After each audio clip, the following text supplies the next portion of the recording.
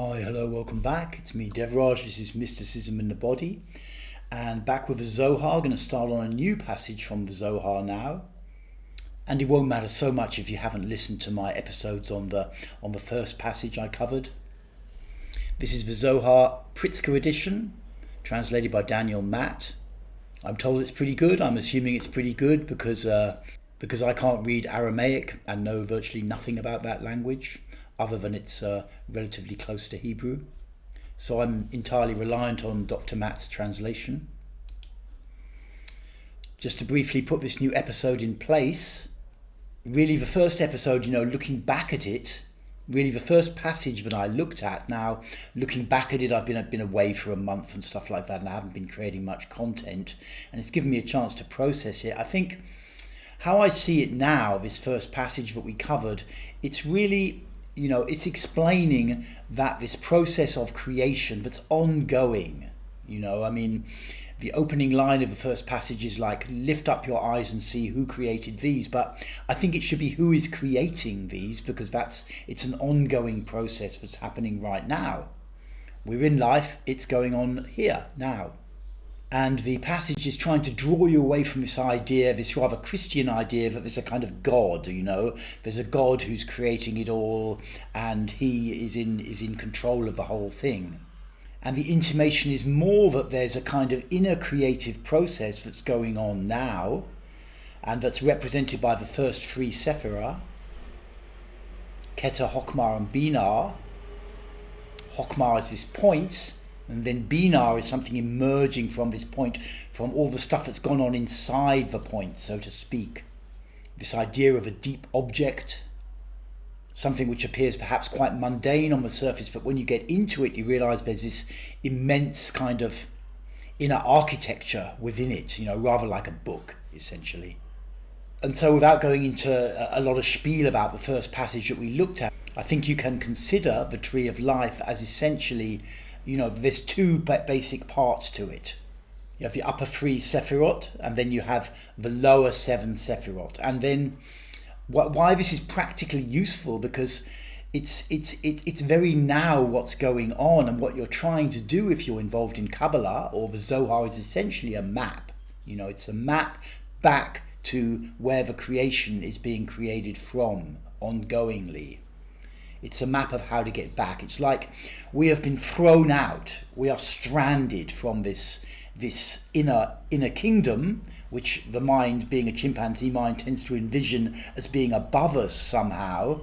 We're stranded from this inner kingdom, from this inner creative zone, but we can get back to it. But we have to follow the hints and the clues and, develop the practices that we need to get back. This question, who, was very deep inside the first passage that we looked at. Who am I? And this inquiry, who, is used in numerous traditions to take you back deeper than ruach, this intellectual ego.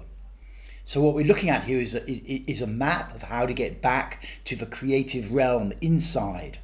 And this Sephirah Binah acts like a gate between the two. The outer world is emanating from there, and if you can find your way back through Binah, you can get back into the creative process. So this whole idea that there's a God kind of doing it all is completely, in my opinion, undermined by Zohar. We are like fallen gods, and for a small proportion of us who are really attracted to this stuff, who have some kind of spiritual impulse or whatever, we are basically looking, how do we get back? How do we get back? And the Zohar is a book written for people who are interested in that journey. After the first passage that I looked at, there's a rather lengthy text which goes through all the different letters of the Hebrew alphabet, trying to work out which one is kind of good enough, so to speak, or wonderful enough to be the first letter of Torah. It's a bit geeky. And it reminds me that there is this kind of geeky, intellectual kind of side to Zohar and Kabbalah in general. It's a part of it. In the Western tradition that I came from, more therapy stuff and Osho stuff, there's a very firm distinction between people of the heart and people of the mind. But in Kabbalah, I think it's more intertwined. You do need this mind. You know, you do need this mind, and of course you also need to be able to open the heart. You need both. So we'll leave this geeky part aside. Feel free to go through that if you've got a copy of the Pritzker edition, first volume. And it of course ends with Bet, because Bet is as the letter B, you know, is the first, as in Bereshith, in the beginning, is the first letter of the Torah, of Genesis 1.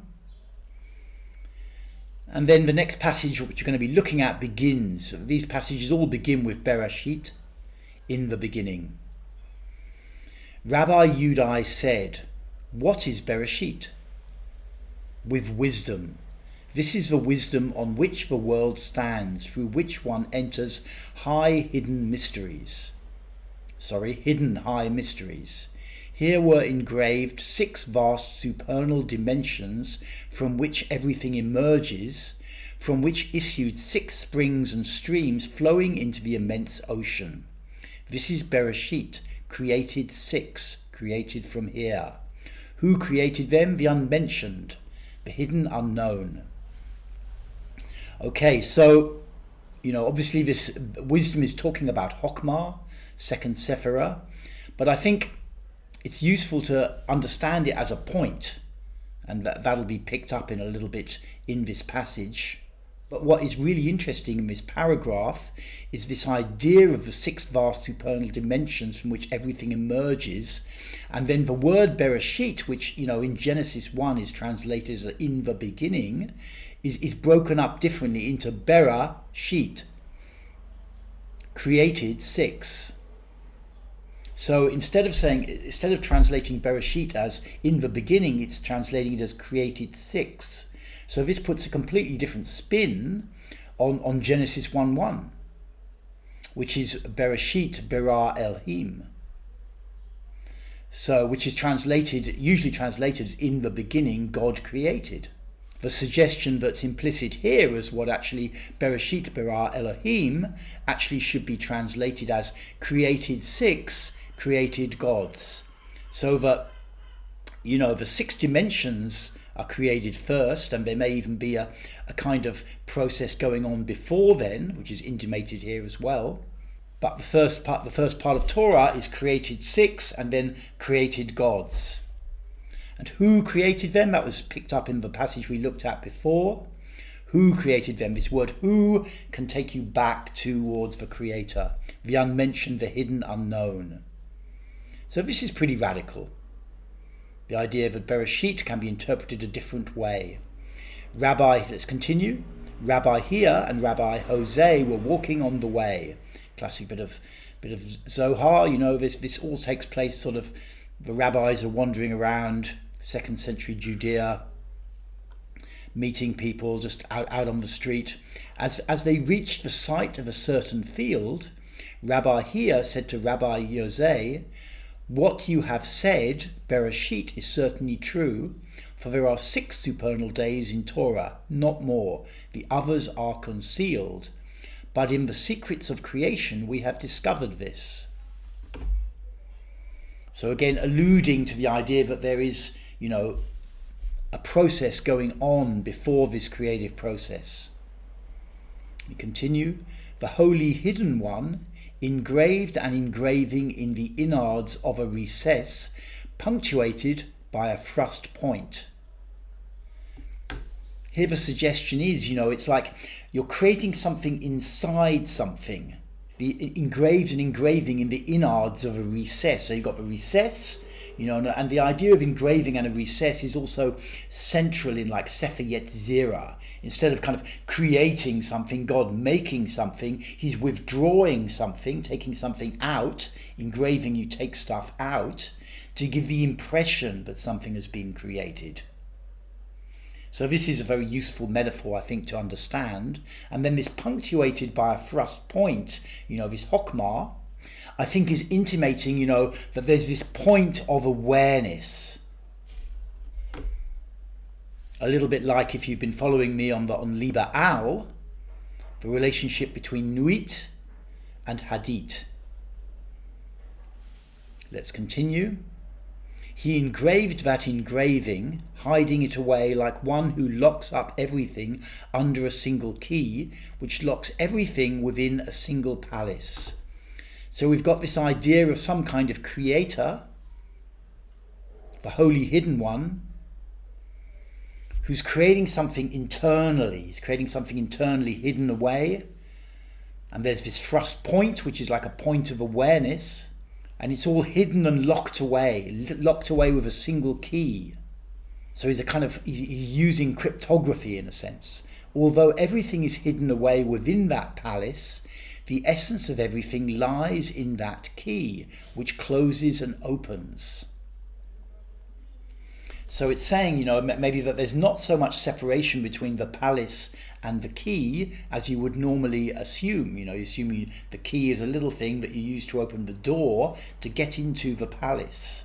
But it's intimating here that maybe that there's not that degree of separation there, that maybe the key, in a sense, is the palace. Within that palace lie hidden treasures, one greater than the other. Within that palace stand gates built cryptically, 50 of them. So this is quite exciting, if you're into mysteries and kind of detective stories, So it's saying, this palace, I think, is Binah. And it's saying if you want to get back into Binah, you need to find the key. And there are 50 gates. Carved into 4 sides, there were 49. One gate has no side. No one knows whether it is above or below. It is shut. In those gates is one lock and one precise place for inserting the key, marked only by the impress of the key, known only to the key. Concerning this mystery it is written, Bereshit bara Elohim. In the beginning God created. Bereshit is the key enclosing all, closing and opening. 6 gates are contained in that key that closes and opens. When it closes those gates, enclosing them within itself, then indeed Bereshit, a revealed word combined with a concealed word, bara, created, is always concealed. Closing, not opening. So here we've got this idea, that it's kind of like rather intriguingly alluding to this idea that 49 gates are carved into the 4 sides of the palace, and one gate has no side.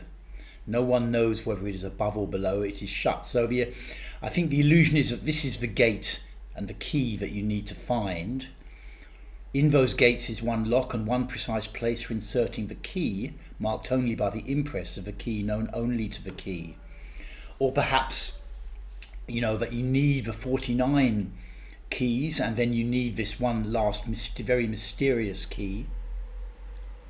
And then concerning this mystery, it's written, Bereshit bara Elohim, in the beginning God created. Bereshit is the key enclosing all, closing and opening. 6 gates are contained in that key that closes and opens. So the 6 gates presumably is referring to Bereshit as opposed to Bereshit.